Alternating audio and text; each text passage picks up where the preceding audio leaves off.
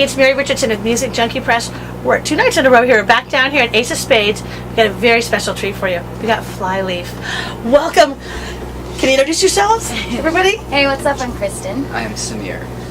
Okay, welcome to Sacramento. Thank now, you. This is the second to the night last of a crazy great tour you guys have been through.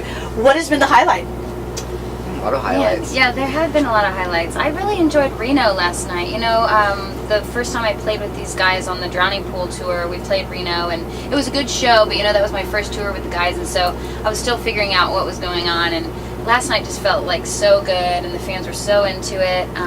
So that's one of the highlights for me. Denver was really great. Yeah, Denver was awesome. Syracuse, I think was it Syracuse? Where did we go to see Niagara Falls? Buffalo. Buffalo. Oh my gosh. Yeah. That was awesome.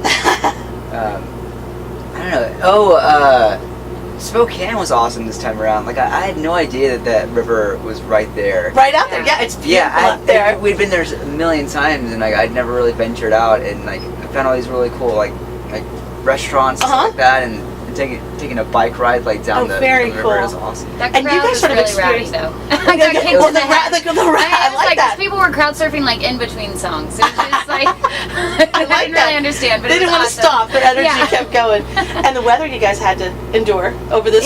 Definitely, the snow court really came to mean something else on this tour for you guys. Yeah. And tomorrow you finish up in Pomona, but there's no stopping. You guys go right back out on a tour. Yeah. April 8th, the Revolver tour. Very cool, very cool. So that goes on, and then what else do you have planned after the tour? Any breaks? Or are you going to go straight into festivals?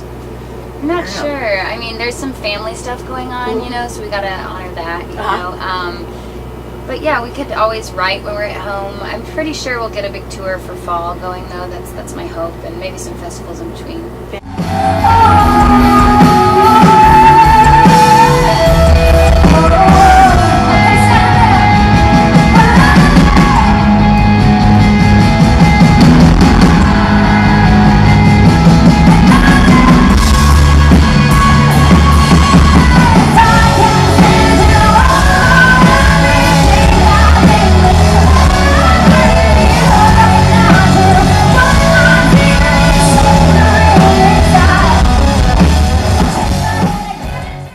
Now we got to talk singles out now. Thread out, heard it on Octane. It's on Octane now. Awesome. We love it. We're all excited to see it out there.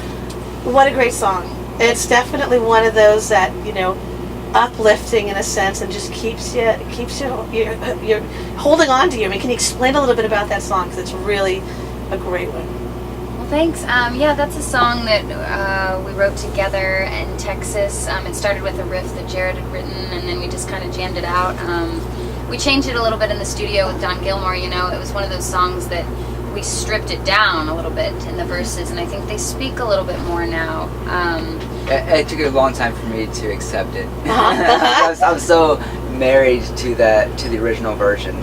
But now, I can't imagine it another way. Another way, yeah. Yeah, I mean, in the lyrics, you know, it's a song about kind of feeling like you're losing your mind a little bit, you know, and kind of going into that place where it's very uncomfortable and you don't have control. And I know for me, I want to have control of everything, you know, my life and where I'm going and relationships, and just understanding that that's not always the way that it is, and how uncomfortable that can feel. But that's kind of the power of music, you know, if you can have anthems to sing to meet you where you are. And I think that was my hope with Thread, that it would be that. It's definitely resonates with that song. I mean, and that's the other thing.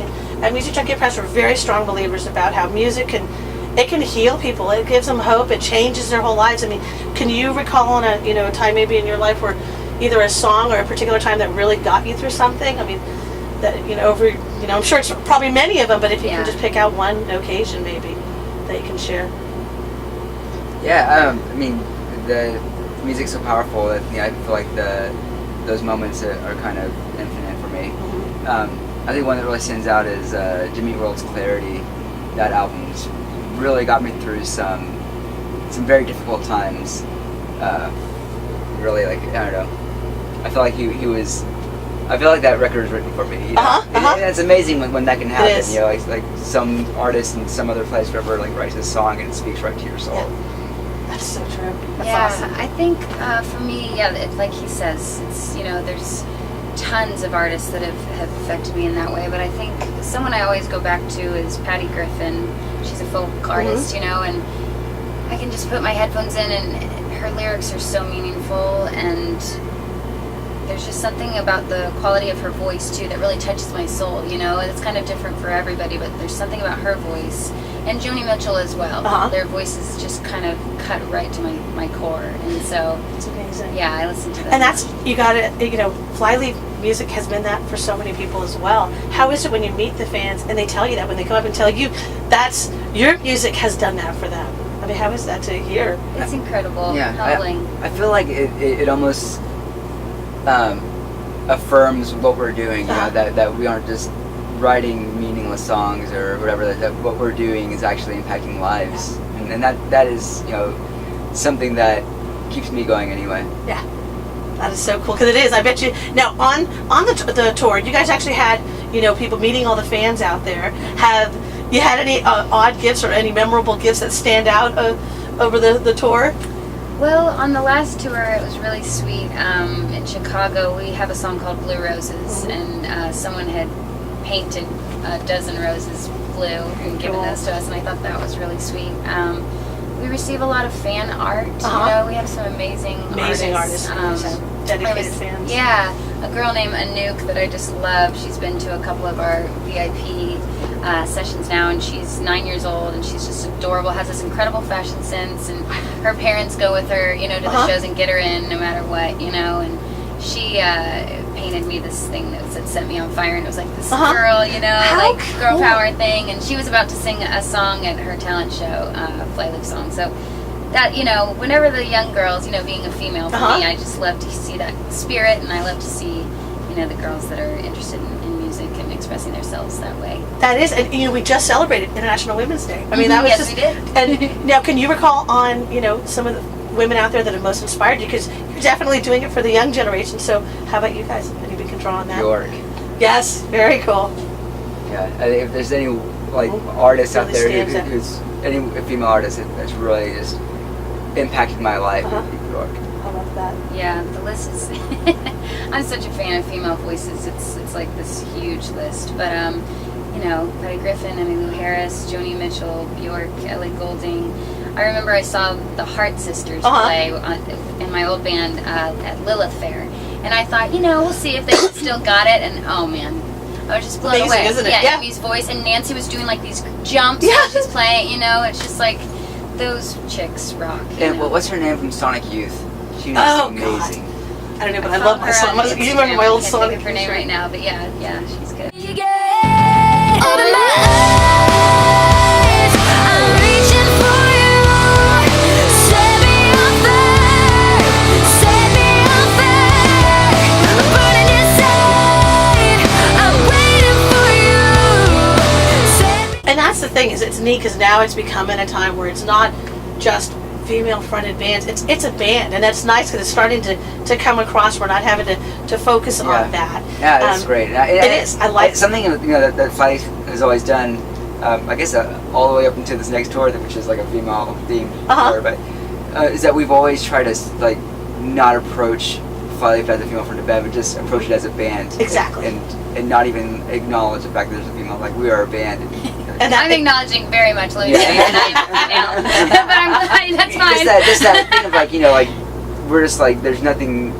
I don't know. Like, yeah, exactly. It's the nice thing is that you guys stand out among all bands. That's why, you know, you don't have to put it in a category like that, because it's across the board you guys are standing out. And I think it's funny because a lot of the fans, they come out to the shows and they talk about it, and the neat thing is they get online right away and are talking about the shows, and people from across the country are making friends, which is so neat that your music has brought this community of people who haven't even met each other. Then they come to shows, meet for the first time. I mean, we've seen a lot of that on your social media sites. Yeah. And it's neat how that you guys can bring that together. And how is it now, like, I mean, with having social media so prevalent and having the access to your fans like that as well? it's awesome. Yeah. Yeah, I mean, being able to. If I had that when I was in high school, you know. Now, who would it be for you? Like, if you could go back, that if you had that opportunity in high school to say, hey, you know, have that personal connection with, that might be. Tom York would be someone that I would, like, if I was able to send him a message and him reply back, I would have flipped. That's so cool. That's so true. How about you? I don't know. I mean, it'd be interesting. Yeah, Bjork. I was a big fan of hers when I started writing. I don't know. You know, it's kind of different for me. I kind of like. It's kind of to me like reading a book and then going to see the movie. You know, it's like I really enjoy reading the book and letting my imagination decide how it looks and what it's like, and you know, except for Harry Potter, they did it great both ways. But a lot of times I'm disappointed when I see the movie because I had this idea of what I wanted to be, and so I haven't really wanted to meet my idols that much because I want to pretend that they're. And I've heard these, that like, before. amazing I've heard that. kind of people. I actually met one of my idols, and it was disappointing. Really? You know See, what? and that's I've heard that too. A lot of people are like, you know what? It's like I don't think I would ever want her to reach out because I wouldn't want that. Just like you mentioned, a disappointing situation. It's a disheartening experience. Yeah, and now, and especially now with the youngsters, they're so vulnerable because everything is so out there. I mean, they're already dealing with all the cyberbullying and all that type of issues, and then to have that maybe take it a little further, you know. Well, let's take it a little bit lighthearted. How about if you could go back to your 14-year-old self? What advice would you give to yourself at 14? Oh wow. I would say be careful with your words because they weigh heavier than you imagine. Me too. Yeah, that's a big one. I think, you know, it's tough because when you're a tween and a teenager, so much of the experience of being that age and so much of the magic of that is that you have to go through this self-exploration time, and you have to be bullied in some ways. You have to know who the mean girls are. You have to kind of go through these things to find out who you are. So I think in a way I don't regret, you know, some of the situations that I was in, you know, if I was bullied or whatnot, it made me a stronger person.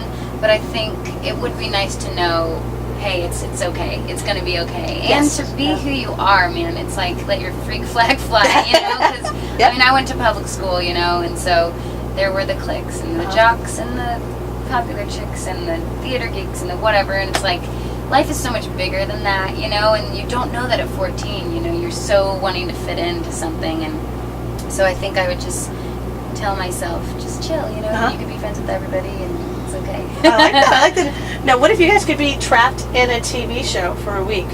What show would you like to be in? What a question. Lost. Definitely. Lost? That's exciting. I want to figure out what that black smoke is. Man, that's a tough one. Star Trek: The Next Generation. Oh, that's good. That's good. And how about an era? If you could, or even if you could go back in any day, either in your own life, just to go through it again, is there anything that stands out that you'd like to, for whatever reason it may be? Only if I can go back and change decisions that I made.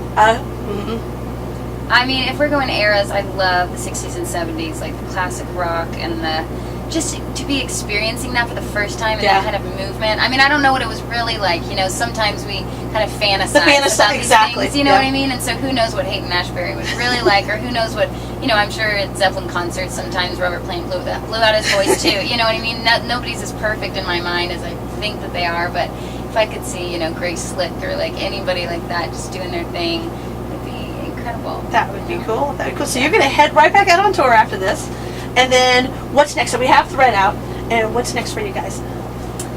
Revolver tour, and then we might go for a third single. We're kind of discussing with our label what we're going to do there, and we'll be writing some new music as well. And get everybody to get out between the stars and get into the music and get to a show. That's the best part, is to come out and enjoy it live.